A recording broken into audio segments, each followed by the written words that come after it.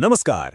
सध्या महाराष्ट्रात अगदी गावागावातल्या पारापासून ते शहरातल्या नाक्यापर्यंत एकाच विषयाची चर्चा जोरदार सुरू आहे आणि तो विषय म्हणजे शेतकऱ्यांची कर्जमाफी. का? कारण बँका अचानक शेतकऱ्यांकडून कागदपत्र मागू लागल्या आहेत आणि त्यामुळे सगळ्यांच्या मनात एक आशेचा किरण जागा झालाय. पण यातलं खरं काय आणि अफवा काय? चला आपण मिळून या चर्चेमागचं वास्तव काय आहे ते सोप्या भाषेत समजून घेऊया. तर सगळ्यांच्या मनात घोळणारा पहिला आणि सगळ्यात मोठा प्रश्न, शेतकऱ्यांना खरंच कर्जमाफी मिळणार आहे का? याच एका प्रश्नाचं उत्तर शोधण्यासाठी आपल्याला या सगळ्या घडामोडींच्या खोलात शिरावं लागेल. चला तर मग सुरुवात करूया. मुळात ही सगळी चर्चा सुरू तरी कुठून झाली? तर याचं मूळ आहे बँकांनी उचललेल्या एका अनपेक्षित पावलात. ह्याच एका गोष्टीमुळे कर्जमाफीच्या चर्चेला एकदम उधाण आलंय. झालंय असं की राज्यभरातल्या सहकारी बँकांनी एकदम शेतकऱ्यांकडून त्यांच्या कर्जाची माहिती आणि बाकीची कागदपत्र गोळा करायला सुरुवात केलीये. आता ही काही साधीसुद्धी गोष्ट नाही, ही एक ठोस घडामोड आहे ज्यामुळे कर्जमाफीची शक्यता आहे की काय असं वाटू लागलंय. आता बघा, बँका नेमकं काय काय मागत आहेत. शेतकऱ्यांना त्यांचा 8 उतारा, आधार कार्ड, पॅन कार्ड, बँक खात्याची सगळी माहिती आणि मोबाईल नंबर जमा करायला सांगितलं जातंय. आणि सगळ्यात इंटरेस्टिंग गोष्ट म्हणजे ज्या कर्जदार शेतकऱ्यांचे निधन झालंय त्यांच्या वारसांकडून सुद्धा ही कागदपत्र मागवली जात आहेत.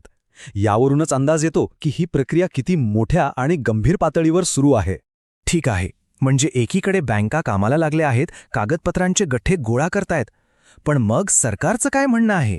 आणि इथेच या गोष्टीत एक मोठा ट्विस्ट आहे, कारण सरकारची भूमिका अजूनही म्हणावी तशी स्पष्ट नाहीये.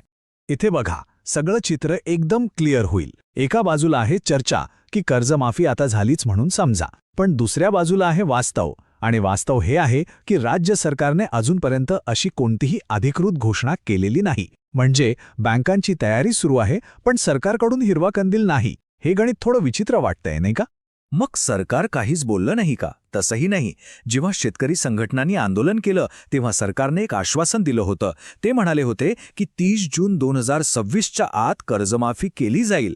याचा अर्थ काय? म्हणजे कर्जमाफी होणार हे नक्की आहे, पण ती आत्ता लगेच होईल असं सरकारने म्हटलेलं नाही. त्यासाठी एक डेडलाईन दिली आहे. पण ही कर्जमाफीची मागणी एवढी जोर का धरतीये? आणि याआधी महाराष्ट्रात काय झालंय ह्या विषयाची व्याप्ती आणि त्याचा इतिहास समजून घेण्यासाठी आपल्याला काही आकडे आणि मागच्या काही वर्षांतल्या घटनांवर नजर टाकावी लागेल. हा आकडा बघा एकदा. तब्बल 35,477 कोटी रुपये. एवढ्या मोठ्या रकमेचं पीठ कर्ज आज महाराष्ट्रातल्या शेतकऱ्यांवर थकीत आहे. हा एकच आकडा आपल्याला सांगून जातो की हा विषय किती गंभीर आणि किती महत्त्वाचा आहे.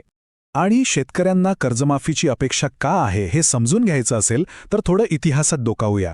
बघा, 2017मध्ये 1.5 लाखांपर्यंत कर्जमाफी झाली होती.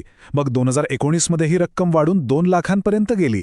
त्यामुळे एक प्रकारचा पॅटर्न तयार झालाय. आणि याच अनुभवामुळे आत्ता 2026च्या आश्वासनाकडे सगळ्यांच्या नजरा लागणं अगदी स्वाभाविक आहे. प्रश्न एकच आहे की यावेळी आकडा किती असेल. बरं, मग आता पुढे काय?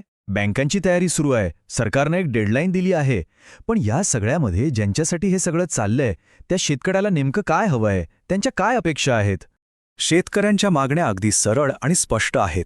त्यांना ही कर्जमाफी 2026 पर्यंत थांबलेली नकोय, तर ती ताबडतोब हवी आहे. अतिवृष्टीसारख्या नैसर्गिक संकटात सापडलेल्या शेतकऱ्यांचाही यात समावेश असावा. लाभ खऱ्या गरजूंपर्यंतच पोहोचावा आणि सगळ्यात महत्त्वाचं म्हणजे या कर्जमाफीमध्ये कुठल्याही किचकट अटी आणि शर्ती नसाव्यात. आणि हाच या सगळ्या चर्चेचा शेवटचा आणि कळीचा मुद्दा आहे. एका बाजूला बँकांची तयारी, दुसऱ्या बाजूला सरकारनं दिलेली मुदत आणि तिसऱ्या बाजूला शेतकऱ्यांची तातडीची गरज. या तिन्ही गोष्टींचा मेळ बसणार का? आणि जेव्हा कर्जमाफी होईल तेव्हा ती खरोखरच सगळ्यांसाठी कोणत्याही अटींशिवाय सरसकट असेल का? हा तो प्रश्न आहे ज्याचं उत्तर आपल्याला येणारा काळच देणार आहे.